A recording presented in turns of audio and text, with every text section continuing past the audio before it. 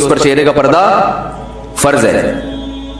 جو یہ کہتا ہے جوان عورت کے چہرے چھپانا فرض نہیں ہے، اس میں فتنہ نہیں ہے، تو وہ پاگل ہے. سارا فتنہ کہاں سے ہوتا ہے؟ چہرے سے ہوتا ہے. تو یہ اسلام کا ایک بنایا ہوا نظام ہے، کرنا پڑے گا. اور اسی طرح جو خواتین گھر میں رہتی ہیں جہاں سب محرم ہوں تو ٹھیک ہے، وہاں چہرہ بھی کھول سکتی ہیں، کلائیاں بھی کھول سکتی ہیں، لیکن کھول سکنے کا مطلب یہ نہیں کہ کھولے ہیں. پراپر ڈریس یہی ہے کہ پورا جسم پہ لباس ہو. آج کل مسئلہ یہ ہے کہ نئے نئے لوگ جو علم حاصل کرتے ہیں نا، علم میں عمق اور گہرائی نہیں ہوتی، بس وہ قرآن اور حدیث کی ظاہری نصوص کو دیکھ کر فتوے لگاتے ہیں. دیکھیں اللہ تعالیٰ نے مرد کو حکم دیا ناف سے لے کے گھٹنے تک ڈھانکنا ضروری ہے. تو اب اس کا یہ مطلب ہے کہ آپ میں یہاں بنیان پہن کے آ جاؤں ہے بھائی، یا آپ گھر میں بس ناف سے گھٹنوں تک کی ایک چادر باندھیں اور اوپر چاپیں واپیں پسلیاں وسلیاں وہ ساری دنیا دیکھ رہی ہو، یہ اچھا لگے گا؟ بھائی شریعت نے ایک آخری حد بیان کی ہے کہ یہاں سے یہاں تک تو ہے ہی، اس کے علاوہ جتنا لباس پہنو گے اس میں تمہاری زینت اور حیا کے زیادہ قریب ہے، وہ پسندیدہ ہے. شریعت اس پہ آپ کی تعریف کرتی ہے. اسی طرح یاد رکھیں عورت کا جو ڈریس ہے وہ محرم یعنی اپنے بھائی اور باپ کے سامنے کلائیاں کھول سکتی ہے، پنڈلیاں کھول سکتی ہے، گردن کھول سکتی ہے، سر کے بال کھول سکتی ہے. یہ گنجائش دی ہے شریعت نے، ترغیب نہیں ہے. گنجائش اس لیے کہ لا تو قیامت تک کے لیے بنتا ہے نا. ترغیب یہی ہے کہ بھائی پراپر ڈریس میں رہے. جب باپ آئے جوان بیٹی کے سامنے تو بیٹی کو چاہیے کہ سر پہ بولو نا بھائی چادر لے لے، چاہیے، ترغیب ہے اس کی. یہ پراپر ڈریس ہے مسلمان عورت کا. عرب کنٹریز میں خواتین کے ڈریس ایسے ہو گئے ہیں کہ الامان والحفیظ. اور جب ان سے کہا جاتا ہے کہ یہ کیسا ڈریس ہے، اتنی فٹنگ کے کپڑے اور یہ کلائیاں کھلی ہوئی ہیں اور ہاف سلیو بلکہ سلیو لیس کپڑے پہنے ہوئے ہیں، تو کہتی ہیں بھائی سے پردہ کہاں ہے، قرآن حدیث میں دکھاؤ. بھائی بھائی کے سامنے پورے بازو کا چھپانا فرض ہے، قرآن حدیث میں کہاں ہے؟ تو میں ان سے سوال پوچھتا ہوں قرآن حدیث سے دکھاؤ کسی ایک صحابیہ نے یہ ڈریس پہنا ہو. تو جواب ملتا ہے کہ وہ ان کا کلچر ہے. یہ مغربی یلغار ہے. جب حیا ختم ہو گئی نا معاشرے میں حیا ختم ہو گئی تو قرآن حدیث کی تشریحات کے اصول بھی بولو بھائی چینج ہو گئے. تو یہ بالکل ایسے ہی ہے جیسے جب کوئی یہ دلیل دیا کرے نا کہ بھئی یہ سلیو لیس کپڑے پہن کے بھائی کے سامنے آنا جائز ہے کیونکہ بازوؤں کا بھائی سے پردہ نہیں ہے، تو ان سے بولا کریں کہ بھائی کو بھی چاہیے کہ وہ چڈی میں آپ کے سامنے آ کے بیٹھا کرے، کیونکہ وہ اس پر بھی یہ جو اوپر کی باڈی ہے اس کا پردہ فرض نہیں ہے. تو کبھی مجبوری میں نہا دھو کے آدمی باہر نکلا تو چلو ٹھیک ہے، لیکن نارملی کوئی مرد ایسا نہیں کرتا. ابھی الگ بات ہے مرد پراپر ڈریس پہن رہا ہے اور اس کے لیے اس کو قرآن و حدیث سے دلیل نہیں چاہیے. عورت آدھے کپڑے پہن رہی ہے اور دلیل میں قرآن و سنت کا حوالہ پیش کر رہی ہے. اس کا مطلب ہے کہ یہ قرآن و سنت نہیں ہے، اپنی خواہشات ہیں جس پر، اور حیا بے حیائی ہے، بے شرمی ہے جس پر لیبل کس کا لگایا جا رہا ہے؟ قرآن و سنت کا. اس کی میں ایک مثال دیتا ہوں، اس سے بات سمجھ میں آئے گی. بعض خواتین یہ دلیل دیتی ہے کہ عورت کے لیے بال کٹوانا جائز ہے.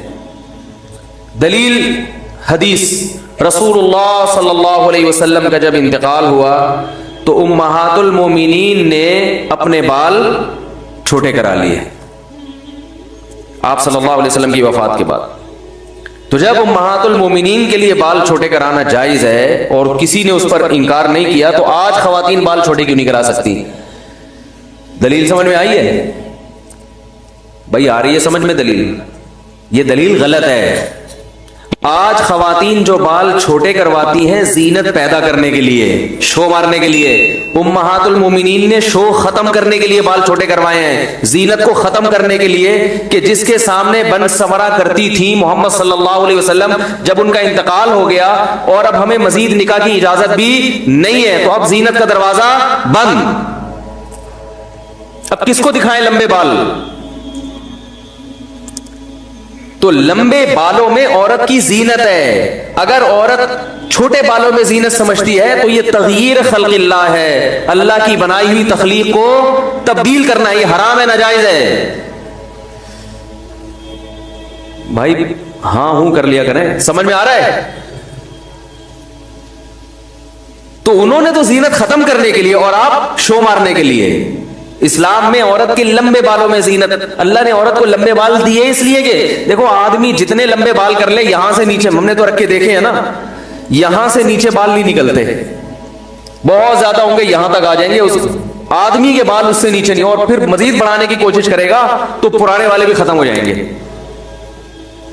حقیقت ہے.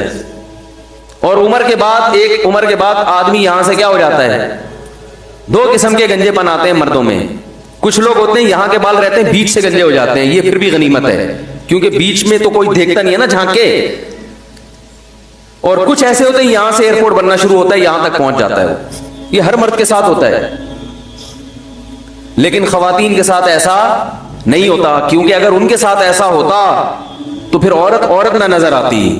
اللہ کو یہ بات برداشت نہیں ہے کہ عورت ہو اور مرد نظر آئے. تو اس لیے اللہ نے عورت کی زینت سر کے بالوں میں رکھی. پہلے بالوں کے شیمپو آتے تھے, سر میں تیلوں کی مالش ہوا کرتی تھی, خواتین بال بڑھایا کرتی تھیں, اور اسی میں سے ہمیشہ مسلم معاشرے میں ایسا ہی ہوتا رہا ہے. اب گوروں میں, انگریزوں میں یہ پھر اس وقت کوئی دلیل نہیں دیتی تھی خاتون کے امہات المومنین نے بال کٹوا لیے تھے. وہ بھائی نبی کی موجودگی میں کبھی بھی نہیں کٹوائے, وفات کے بعد کٹوائے.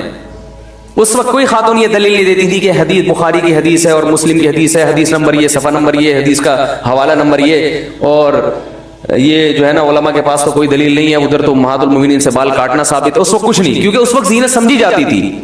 جب انگریز بر صغیر میں آیا, حضرت حکیم الامہ مولانا اشرف علی تھانوی رحمہ اللہ نے لکھا ہے کہ ہماری عورتیں ان کی عورتوں کو دیکھ کر ان سے متاثر ہونے لگی ہیں, اور اس کے اثرات آئے. وہی پرکٹی کس ٹائپ کی عورتیں ہوتی ہیں نا, بال کٹی, وہی پینٹیں, وہی شرٹیں, وہی سارا کلچر ہمارے یہاں آ گیا. اب اس پہ لیبل کیا لگا لیا, قرآن و حدیث میں ناجائز کہاں ہے, یہ ناجائز کہاں لکھا ہوا. عرب کے اکثر عربوں کا کلچر تباہ ہو گیا, اس کی حیا ختم ہو گئی. تو بچپن میں اپنی بچیوں کو سکھایا کریں کہ باپ جب گھر میں آئے, جوان بیٹی سر پہ بولو بھائی چادر لے لے, بھائی جب آئے تو جوان بہن کو چاہیے کہ سر پہ دوپٹہ لے لے. زیادہ سختی نہ کریں, کوئی حلال و حرام کا مسئلہ نہیں ہے, لیکن کم از کم جو بے حیائی ہمارے معاشرے میں پھیل رہی ہے, جو ماڈرنزم پھیل رہا ہے جس قسم کا, جس سے حیا ختم ہوتی جا رہی ہے, اس کے خلاف کچھ تو انسان جہاد کرے نا, کچھ تو رکاوٹ ڈالے اس میں.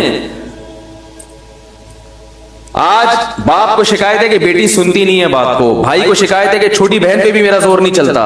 اس لیے نہیں چلتا کہ اس سے حیا کیا ہو گئی ہے, ختم. اس میں شرم و حیا کیا ہو گئی ہے.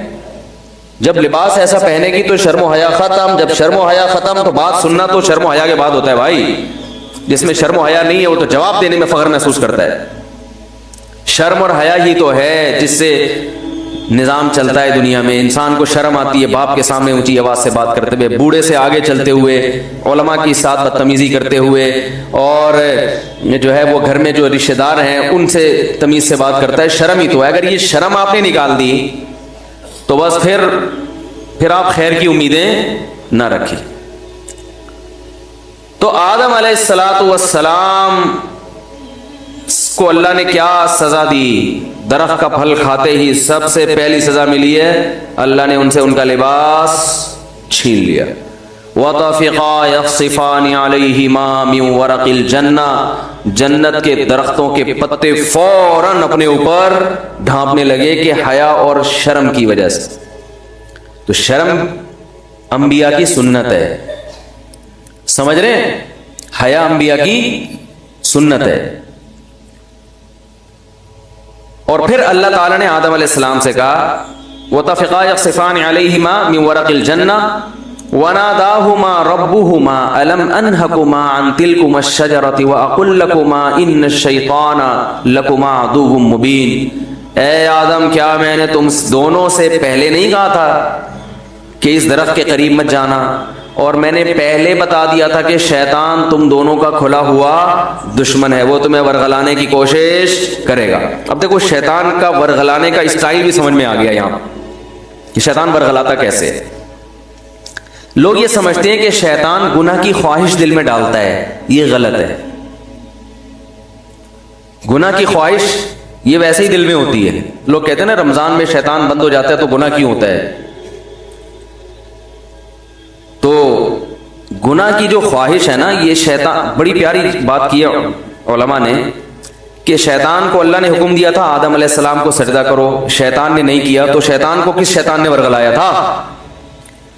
क्या हो गया भाई? शैतान को किसी शैतान ने बोला था कि सजदा नहीं करो, ये मिट्टी से बना और तुम्हारी वैल्यू गिर जाएगी, तुम आग से बने हुए, तुम मिट्टी को सजदा करोगे तो तुम्हारी वैल्यू खत्म हो जाएगी। ये पट्टियां किसने बढ़ाई थी? कोई और शैतान थोड़ी था। शैतान की अपने जात में हसद और जेलिसी। तो इंसान दो वजह से गुनाह करता है। एक तो यह कि उसके दिल में ख्वाहिशात पूरी करने की चाहत अल्लाह ने वैसे ही रखी है। भाई फरिश्तों में ख्वाहिशात होती हैं? नहीं होती। फरिश्तों में ना रोटी की ख्वाहिश ना कोई और ख्वाहिश, तो अल्लाह ने इंसानों में रखी हुई है। रोटी भी चाहिए, सेहत भी चाहिए, घर भी चाहिए, गाड़ी भी चाहिए, इज्जत भी चाहिए, बहुत सारी चीजें चाहिए चाहिए करके वो एक तवील फहरिस्त बनाई हुई है उसने। सर पे बाल भी चाहिए, ये भी जरूरी है। आजकल के हमेशा से चाहिए, लेकिन मैं उन लोगों से कहता हूं कि जो सर के बाल कटा के ये समझते हैं कि अल्लाह को राजी कर रहे हैं, कम से कम ये इल्जाम अल्लाह पे मत लगाओ, ठीक है ना। बाल कटाएं, बाज लोगों पे ट्रेंड अच्छी लगती है, लेकिन इसको सुन्नत ना समझें। तो इंसान की तबीयत ऐसी है कि वो ख्वाहिशात की तरफ माइल होता है, उसकी फितरत है। वो तो शैतान ना भी कहे तो माइल होता है। देखो जब रोजा रखते हैं तो हमारा पानी पीने का दिल चाहता है कि नहीं चाहता है? प्यास में तो ये शैतान समझा रहा है कि पानी पियो, बोले ना भाई। वो तो मेडिकल साइंस यही कहती है कि जब प्यास लगेगी तो पानी पीने का दिल चाहेगा, तभी तो रोजे का सवाब मिलेगा। भूख लगेगी तो रोटी खाने का दिल चाहेगा। हाँ, अब मुसलमान ये देखता है भाई अल्लाह की तरफ से इजाजत है तो खा लो, इजाजत नहीं है तो नहीं खाओ। अब रोजा है तो अल्लाह की तरफ से इजाजत नहीं है। बाज दफा अल्लाह की तरफ से खाने का हुक्म होता है। किसी ऐसे शख्स ने नफली रोजा आपने रखा हुआ है, दावत कर ली जो आपके बड़ों में से है, करीबी रिश्तेदारों में से है, आप उसकी दावत अटेंड नहीं करेंगे तो वो नाराज होने का खतरा है। तो फिर शरीयत का हुक्म क्या है? यहां रोजा तोड़ दो, रोजा तोड़ के उसकी दावत खा लो। फिर फुक़हा का इख्तलाफ है, बाज कहते हैं कि बाद में क़ज़ा करे, बाज कहते हैं नहीं करे। इमाम हनीफा के नजदीक बाद में क़ज़ा करना जरूरी है। तो यहां खाना क्या बन गया? हालांकि उस वक्त दिल चाह रहा होता है कि नहीं खाए, क्योंकि इतनी मुश्किल से दोपहर तक का रोजा आपने बर्दाश्त कर लिया, सुबह की चाय छोड़ दी, गुटखा भी नहीं खाया, सुबह पान भी नहीं खाया, इतनी कुर्बानियां दे के 12-1 बजे तक आप पहुंचे और दावत आ गई, और ऐसी की दावत आई जो आपके चचा लगते हैं रिश्ते में और बड़े करीबी हैं। अब वो नाराज हो जाएंगे कि यार आज ही रोजा रखना था, मेरे बच्चे का वलीमा है, आज ही रोजा रखना था। तो बेहतर क्या है कि आप रोजा, हालांकि यहां दिल चाह रहा होता कि नहीं तोड़ो, क्योंकि फिक़ह हनफी में तो बाद में क़ज़ा करनी पड़ेगी ना उसको, या तो चलो बिल्कुल ही गरीबी में माफ हो रहा होता, तो बाद में कौन क़ज़ा करेगा यार, आज रख लिया। तो ख्वाहिशात, ये शैतान ना भी हो तो इंसान के दिल में अल्लाह ने ख्वाहिशात का एक समंदर रखा है। शैतान क्या करता है? शैतान ये देखता है कि ये आदमी अपनी ख्वाहिशात इसलिए पूरी नहीं कर रहा कि इसमें इसको खतरा है कि आखिरत में जहन्नम की सजा मिलेगी। यही वजह होती है ना मुसलमान, वरना तो भाई सारे चरसी रोइंची होते। भाई मुझे लोग आके बताते हैं कि यार वो फला कंट्री में इतने लोग 99% लोग ड्रग्स लेते हैं। चरस का इंग्लिश में एक बड़ा टेक्निकल किस्म का नाम आया है, जिससे चरस पीने वाला चरसी भी नहीं कहलाता और मुआशरे में उसकी इज्जत हो जाती है। कुछ दिन पहले एक साहब आए कि भाई ये यूके से आए हैं और ये एक इंग्लिश में चीज मैं नाम भूल गया, वो पीते हैं। मैंने कहा यार ये तो हमसे ज्यादा पढ़े लिखे हैं, वो ऐसी खूबसूरत चीज पी रहे हैं। इंग्लिश में ना बड़ा टेक्निकल किस्म का नाम था। तो मैंने कहा, वो उसका उर्दू में तर्जमा किया, उन्होंने कहा चरस। तो मैंने कहा ये बोलो चरसी है भाई। उनको बोला तो नहीं मैंने, बेइज्जती हो जाती, लेकिन दिल में मेरा ख्याल है उनका सीधा बोलो भाई ये क्या है? चरसी है। मुफ्ती साहब इसके ड्रेसिंग पे ना जाना, इसकी इंग्लिश में ना जाना, है चरसी। असल में ये होना चाहिए था। तो अब क्या है कि वो वहां तो बहुत ज्यादा नशा है ना, تو لوگ کہتے ہیں وہ اتنا نشہ کرتے ہیں, ہر آدمی شراب پیتا ہے, ہر آدمی زنا کر رہا ہے. تو میں کہتا ہوں بھائی وہ تو کریں گے, جب ان کا خیال ہے کہ زنا پہ کوئی سزا ہی نہیں ملنے والی ہے بھائی, تو 2 دن کی زندگی کوف سے کیا فائدہ, لائف کو انجوائے کرو, وہ صحیح کر رہے ہیں اپنے حساب سے. رہا یہ مسئلہ کہ وہ چرس پی رہے ہیں, ڈرگس لے رہے ہیں تو صحت برباد ہو رہی ہے, وہ کہہ رہے بھائی صحت بچا کے, مزے کے لیے صحت بچانی ہے نا, تو جب صحت برباد کرنے میں زیادہ مزہ آ رہا ہے تو صحت بچا کے کرنا کیا ہے, کیا خیال ہے؟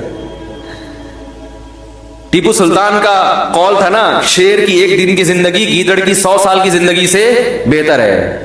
تو جو چرسیوں کی نظر میں یہ قول کا مطلب یوں ہے کہ ہیروئنچی کی 4 دن کی زندگی بغیر ہیروئنچیوں کی 4000 سال کی زندگی سے بہتر ہے. وہ کہہ رہے ہیں ہیروئن پی کے جو 4 دن میں جو مزہ آتا ہے, وہ تمہاری بغیر جو ہیروئن کی زندگی ہے وہ 60-70 سال میں کیا ہے یار, یہ کوئی زندگی ہے؟ تو اس کا یہ نظریہ بن چکا ہوتا ہے. تو جب وہ اس کو کوئی آخرت کا خوف ہی نہیں ہے, اللہ کے سامنے جواب دہی کا وہ خوف ہی نہیں ہے, تو وہ جو چاہے کرے بھائی. مسلمان کیا کرتا ہے کہ جب گناہ کی طرف اس کی طبیعت مائل ہوتی ہے, جو ہر ایک کی مائل ہوتی ہے, علماء کی بھی ہوتی ہے, بزرگوں کی بھی ہوتی ہے, عامی آدمی کی بھی ہوتی ہے, یہ تو انسان کی نیچر ہے. بھائی بھوک لگی ہوگی تو روزے میں دل شدید بھوک لگ رہی ہے, آپ دیکھو جب رمضان گرمیوں کا روزہ ہو اور دسترخوان پہ بیٹھے ہوئے ہوں,